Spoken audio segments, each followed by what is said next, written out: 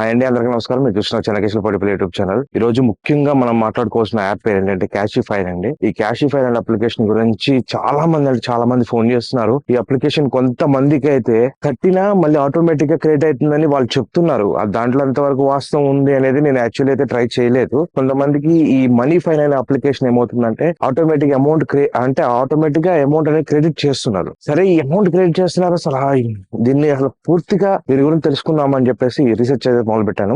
వీడియోలోకి వెళ్లే ముందు ఒక్క చిన్న విషయం అయితే చెప్తున్నాను. ప్రతి ఒక్కరు కామెంట్ చేయండి. ప్రతి ఒక్కరు కామెంట్ చేస్తేనే మన వీడియో అనేది రీచ్ పెరుగుతుంది. అలాగే ఒక లైక్ ఇవ్వండి. మీరు గనక ఫస్ట్ టైం కనుక మన ఛానల్ కనుక విజిట్ అయితే మాత్రం ఖచ్చితంగా మన సబ్స్క్రైబ్ బటన్ అయితే క్లిక్ చేసి బెల్ ఐకాన్ అయితే ఆన్ లో పెట్టుకోండి. కొంచెం ఈ ఒక్క పని అయితే చేస్తారని అనుకుంటున్నాను. ఎందుకంటే ఇటువంటి కంటెంట్ ఉన్న ఛానల్స్, సమాజానికి ఉపయోగపడే ఛానల్స్ అనేది ఇంకా మనుగడలో ఉండాలి అంటే మీ వంతు సహకారం అనేది అయితే 100% చేయండి. దానివల్ల ఖచ్చితంగా యూస్ఫుల్ అయితే ఉంటుందని అనుకుంటున్నాను. ఇక వీడియోలోకి అయితే వెళ్ళిపోదాం ఫ్రెండ్స్.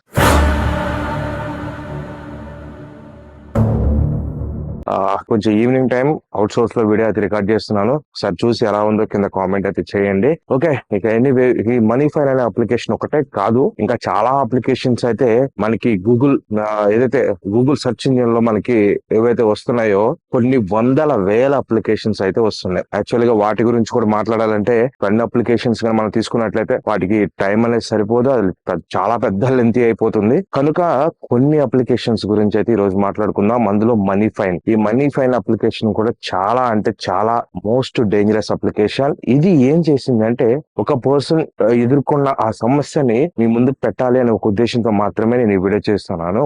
అది ఏం జరిగిందంటే ఆ పర్సన్ ఎలాగో తీసుకున్నాడు, లోన్ తీసుకున్నాడు, కట్టేసిన తర్వాత ఏం జరిగిందంటే ఆటోమేటిక్ గా within half an hour లోనే ఈయన అకౌంట్ లోకి అమౌంట్ అనేది క్రెడిట్ అయిపోయింది. ఫస్ట్ టైం ఒక ప్రొడక్ట్ లోన్ ఇచ్చారంట, 3,500 లోన్ ఇచ్చారంట. ఆ 3,500 గాను 2,175 రూపీస్ క్రెడిట్ అయినాయి అంట. సర్లే పే చేశాడు. ఆఫ్టర్ దట్ మళ్ళీ ఈయనకి ఒక 5 ప్రొడక్ట్స్ నుంచి అమౌంట్ అయితే క్రెడిట్ అయింది. 9,000 రూపాయలు అమౌంట్ క్రెడిట్ అయింది. 15,000 రూపాయలు కట్టాలని చెప్పారు. మరి ఎందుకు వచ్చిన తలకాయ చెప్పి నేనే పొరపాటున ఒకవేళ అప్లై నౌ క్లిక్ చేసి ఉంటానేమో అనుకొని మళ్ళీ ఆ 15,000 రూపాయలు కూడా తన దగ్గర లేకపోతే తన ఫ్రెండ్స్ ని, ఇంట్లో వాళ్ళని బతికిలో అడుకొని డబ్బులు అయితే 15,000 రూపాయలు కట్టాడు. ఆ 15,000 కట్టిన మరుక్షణం మరొక 12,000 రూపాయలు ఆయన అకౌంట్ లో పడ్డాయి.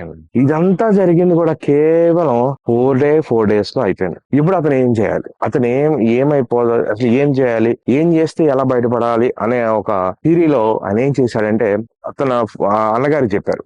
అన్నకి చెప్తే అన్నేమో ఎవడు చేస్తాడు చేయని చూసుకుందాం, మేము ఎట్లా చేస్తాం ఇట్లా చేస్తాం, ఎవడొస్తాడు రాని ఇంటికి వస్తే మేము మాట్లాడతాం, నువ్వేం భయపడబాకు అని చెప్పేసి ఇట్లా అతనికి తెలియని మిడిమిడి జ్ఞానంతో అతనికి కొన్ని సజెషన్స్ అనేవి ఇచ్చారండి. ఆ సజెషన్స్ ఇవ్వడం వల్ల ఏమైంది, ఇతను కూడా వీటిలో ఎప్పుడు లోన్ తీసుకోలేదు, ఫస్ట్ టైం ఈయన ఇబ్బంది పడుతున్నాడు. యాక్చువల్లీ ఫేస్ చేసేది ఇతను ఫేస్ చేస్తున్నాడు కాబట్టి దీంట్లో ఉన్న మెలకువలు ఏమి కూడా ఇతనికి తెలియదు. సర్లే అనుకోని చెప్పేసి 1 week తర్వాత మనీ పడ 1 week కి మనోడికి కాల్ స్టార్ట్ అయిపోయింది. కొంచెం పిక్చర్స్ ని కొంచెం మాఫ్ చేసి పంపించడం ఇట్లా జరుగుతుంది. ఈ పిక్చర్స్ ని మాఫ్ చేసే క్రమంలో ఏమైందంటే ఎప్పుడైతే ఈయన ఫస్ట్ ఇతనికి పంపిస్తారు కదా, ఎవరైతే విక్టిమ్ ఉన్నారో, ఎవరైతే లోన్ అప్లై చేస్తారో అతనికి పంపిస్తారు కదా, అతనికి పంపించిన మరుక్షణం ఏం చేయాలో అర్థం కాలేదు. ఇక సర్లే అని చెప్పి వాళ్ళ బ్రదర్ ఫోన్ చేసి అన్నయ్య ఏదైతే అయింది నేను డబ్బులు కట్టేస్తాను, వాడు ఇలా ఫోటోలు పెడుతున్నాడు అంటే అతను బ్రదర్ పట్టించుకోలేదు. ఎన్నిసార్లు ఫోన్ చేసినా ఏం చేసినా నీకేం కాదు, నేను చూసుకుంటా, నేను ఇంటికి వస్తే నేను మాట్లాడతా అని ఈ ధోరణిలోనే ఉన్నాడే తప్ప ఇంకా వేరేది ఏమి ఇక సరే ఏదో ఒకటి చేద్దాం, కడదాము, లేకపోతే ఇంకోటి ఇక వేరే సజెషన్స్ ఏమి ఇవ్వట్లేదు. కేవలం ఇంటికి వస్తే మాట్లాడదాము అని ఒక పాయింట్ ఆఫ్ వ్యూ లోనే వాళ్ళు ఉన్నారు. అలా ఉండేసరికి ఏం జరిగిందంటే ఇతనికి భయం వేసేసింది. ఫస్ట్ ఒక రెఫరెన్స్ నంబర్లకి ఒక 5 నంబర్లకి ఇతను న్యూడ్ ఫొటోస్ అంటే ఇతనికి జస్ట్ మాప్ చేసిన ఫొటోస్ ని పంపించడం జరిగింది. ఇచ్చిన వెంటనే ఇక ఇతను ఏం చేయాలో అర్థం కాక ఇంట్లో ఫ్యాన్ ఉంటే ఫ్యాన్ కి హ్యాంగ్ అప్ చేసుకున్నాడు. అంతే, హ్యాంగ్ అప్ చేసుకొని ఇంట్లో వాళ్ళ అమ్మగారు ఎక్కడో గిన్నెలు తోముతుంటే బయట ఇప్పుడు ఆ ఫోన్ మాట్లాడి ఎటుపోయిండో ఏంటో అనుకుంటా ఆమె ఎత్తుక్కుంటూ వచ్చి చూస్తే వేలాడుతున్నాడు. వెంటనే వాళ్ళని పిలిచి చుట్టుపక్కల పిలిచి అప్పటికే టంగ్ అనేది బయటకు వచ్చేసిందంట. వెంటనే తీసుకెళ్లి హాస్పిటల్ తీసుకెళ్తే సోన్ ప్రియం కాదు అని చెప్పేసి ఒక 1,00,000 రూపాయలు చిల్లరేపు ఖర్చు అయిందంట వాళ్ళకి. బయటకు వచ్చారు. బయటకు వచ్చిన తర్వాత దీన్ని సెర్చ్ చేస్తున్నారు అనమాట. అంటే హాస్పిటల్లో ఉండగా నాకు ఫోన్ చేశారు. ఫోన్ చేయడం అయితే ఎవరు ఫోన్ చేశారంటే ఈ అబ్బాయి ఒక ఫ్రెండ్ ఎవరైతే ఉన్నారో ఆ ఫ్రెండ్ అనేవాడు ఇట్లా వీటి గురించి ఏమైనా సొల్యూషన్ ఉందా అని చెప్పేసి వెతికితే అప్పుడు మన వీడియోస్ కనిపించాయి. ఆ వీడియోని పట్టుకొని మనకు కాల్ చేయడం జరిగింది. ఇదంతా స్టోరీ ఎందుకు చెప్తున్నానంటే దయచేసి ఇటువంటి యాప్స్ లో ఎవరైనా పడ్డాము అని చెప్పినా పడారని మీకు తెలిసినా సరే వెంటనే దానికి సరైన రీతిలో రెస్పాండ్ అయ్యి సరైన విధంగా ఆ పర్సన్ తో ఉండి ఎటువంటి అవాంఛనీయ సంఘటనలు జరగకుండా చూసుకుంటారనే ఒకే ఒక ఉద్దేశంతో ఈ స్టోరీ అంతా చెప్పాల్సి వస్తుంది తప్ప ఇది ఏదో సొల్లు కొట్టానికో లేకపోతే కొంతమంది పనికిమాల విధాలు పెట్టే పనికిమాల కామెంట్ల కోసమో నేనైతే ఇదంతా చెప్పలేదు. దయచేసి ఇట్లాంటి మనీ ఫైన్ అప్లికేషన్ ఒకటే కాదు, ఇట్లా చాలా అప్లికేషన్స్ ఉన్నాయి. వీటన్నిటికీ కూడా మేజర్ లింక్ అప్ అయితే మన మొబైల్ నెంబర్. ఆ మొబైల్ నెంబర్ ని మనం ఎప్పుడైతే స్విచ్ ఆఫ్ చేయటమో లేకపోతే షట్ డౌన్ చేసి మన కాంటాక్ట్ లిస్ట్ కి మనమే ఫోన్ చేసి ఎప్పుడైతే చెప్పుకుంటామో అప్పుడు ఈ ప్రాబ్లం నుంచి 100% మనం బయటపడ్డం అవుతాం అన్నమాట. దయచేసి చాలా చాలా చిన్న విషయం,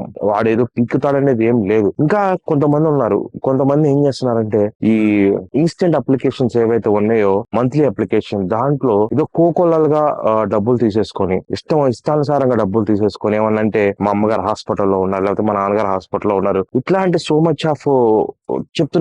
సరే ఉండొచ్చు, ఏదైనా జరగవచ్చు, కానీ మనం తీసుకునేది మన శాలరీ ఎంత, మనం ఎంత కట్టాల్సి వస్తుంది, మన ఖర్చులు ఏంటి అనేది ఒకసారి అర్థం చేసుకోండి.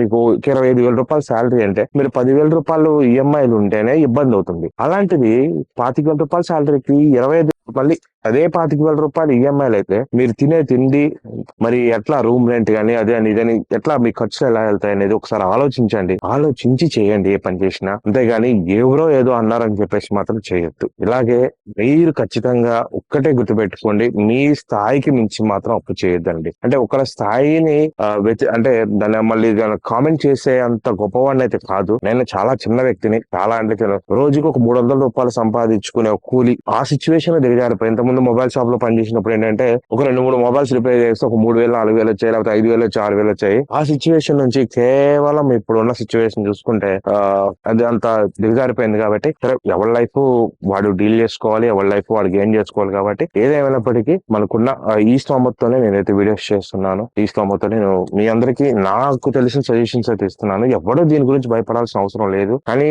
నాకు కొన్ని రిస్ట్రిక్షన్స్ అయితే ఉన్నాయి. అవేంటంటే ఈ మంత్లీ యాప్స్ గురించి నన్ను అడగొద్దు, ఎందుకంటే దాని మీద నాకు ఆల్రెడీ దెబ్బ పడింది. ఎందుకని చెప్తున్నానంటే అవి జెన్యున్ గా యాజ్ పర్ మంత్ ప్రకారం లోన్ ఇచ్చేటువంటి వాటి మీద మన రివర్స్ లో అయితే మాట్లాడకూడదు. అది ఎప్పుడు అంటే మాట్లాడేది వాళ్ళు హెరాస్మెంట్ అనేది తారాస్థాయికి వెళ్ళిపోయింది. మన కడతానన్నా కానీ వాళ్ళు ఏదో ఒకటి చేస్తున్నారు అనుకున్నప్పుడు మళ్ళీ ఎట్లా అంటే మళ్ళీ ఫోన్ చేస్తారనమాట, మేము కడతానంటున్నాం అయినా కానీ మా మొబైల్స్ లేదని. ఒకసారి అర్థం చేసుకోండి, ఏ రకమైన సిచ్యువేషన్స్ లో అయితే మనం పడుతున్నామో ఇబ్బంది పడుతున్నాం దాన్ని అనుగుణంగా మాత్రమే చేయండి. అంతేగాని ప్రతి ఒక్క దానికి ఏదో చేద్దామంటే అవదండి. చేసి అర్థం చేసుకుంటారని అనుకుంటున్నాను. కొంచెం చెప్పకుండానే కొన్ని విషయాలు చాలా జాగ్రత్తగా అయితే చెప్తున్నారు. ఈ జాగ్రత్తగా చెప్పే దాంట్లో నా అనుభవాలు అలాగే నేను పడ్డ ఇబ్బందులు కూడా ఉన్నాయి కాబట్టి నేను ఎంత జాగ్రత్తగా అయితే మాట్లాడుతున్నాను. దయచేసి అర్థం చేసుకోండి. ఇంకా వీడియో నచ్చితే లైక్ చేయండి, షేర్ చేయండి. Thanks for watching and thanks to all. జై హింద్.